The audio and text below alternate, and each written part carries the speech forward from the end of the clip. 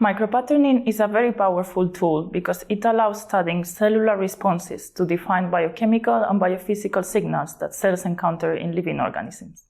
In contrast to other methods, the described technique is more flexible for pattern generation. For example, it allows production of gradients and micropatterns of multiple proteins with high reproducibility. Our group uses LIMAP not only to study neuronal pathfinding, but also how other cells respond to signals that have influence on cell proliferation, differentiation, and migration. Micropatterning is used to answer fundamental questions in cell biology. The gained knowledge can be used to modify existing devices in regenerative medicine, for example, nerve repair after peripheral nerve injury.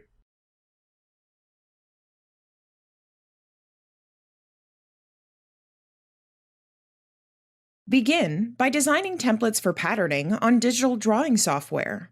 Select an image size of 1,824 pixels in length and 1,140 pixels in width. Design the template, and save the template as an 8-bit TIFF file. Prior to patterning, clean and activate the surface with a plasma cleaner, using a process pressure of 1,000 to 1,300 millitorr and a power of 29.6 watts for 1 to 5 minutes. Use a glass-bottom dish with a 20 mm inner well size and a glass thickness of 0.16 to 0.19 mm. Select either a 6-well or a single-well dish, depending on the number of conditions being tested.